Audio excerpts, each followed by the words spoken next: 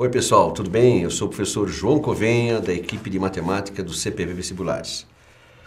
Vamos discutir hoje a prova da Fundação Getúlio Vargas de Matemática Objetiva, prova teste, com 15 questões. Bom, moçada, a primeira questão da nossa prova aqui é uma questão de gráfico, né? Que aparece um gráfico, e esse gráfico ele quer saber o aumento percentual, né? Quer dizer, era só relacionar o valor menor com o valor maior e determinar esse aumento. Uma questão super simples, fica a alternativa D de dado. A segunda questão mexe com um assunto que a GV tem muita importância, que é custo médio de produção. Lembrando que o custo médio de produção é mínimo, que é o que ele está pedindo, né? Quando a capacidade de produção mensal é máxima, né? É só lembrar que custo médio é custo dividido por quantidade, e aí você vai chegar na relação que ele quer, substitui o valor que está aqui, que seria 1.200 unidades, e você vai chegar na alternativa C de casar. Questãozinha legal também, muito comentada no nosso curso. A questão número 3, moçada, é uma questão de função do primeiro grau clássica. Clássica que a GV cobra, principalmente com esse enfoque econômico que tem bem marcante nessa prova, né? Bastava você montar a função do primeiro grau com os valores dados no problema e você chegaria fatalmente na alternativa D de dado. Questão sem nenhum problema, muito tranquilo. A quarta questão da prova é a questão clássica de função de segundo grau, que ele dá uma questão com concavidade voltada para baixo, só que tem que tomar um certo cuidado, num intervalo de 0 a 7, quer dizer, você não poderia considerar o domínio real, você teria que primeiro observar o gráfico, o comportamento desse gráfico nesse intervalo, né? Aí você ia chegar na alternativa C de casa, 63.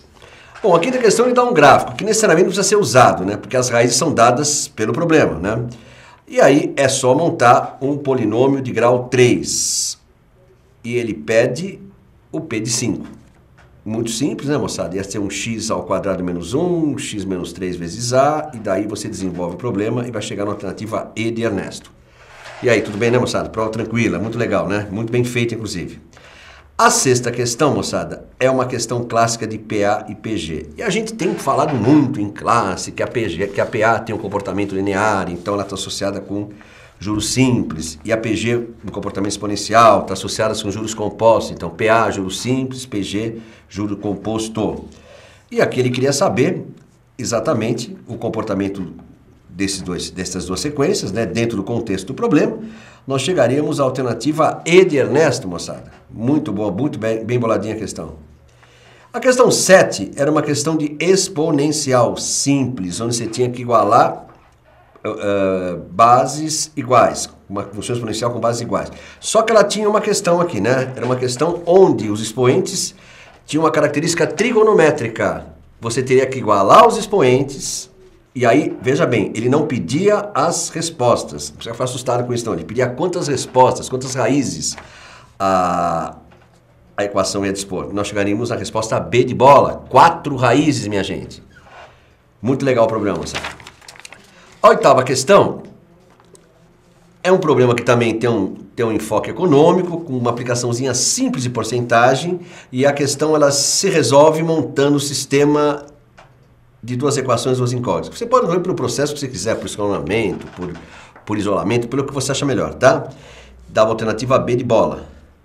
A nona questão era uma questão de combinatória simples também, envolvendo probabilidade, né? Então, era probabilidade misturada com combinatória, tá certo?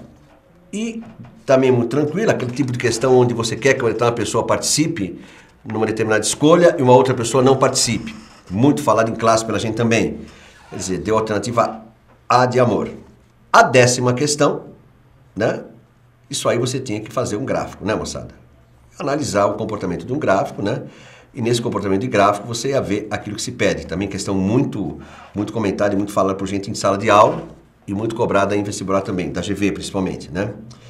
A 11ª era a análise de um sistema linear, que você podia fazer porque como o sistema era de duas variáveis a menos e duas incógnitas, você podia fazer ou por escalonamento, ou por comparação de coeficientes, enfim. Dava a alternativa E, né? Porque ele pedia que o sistema seria impossível.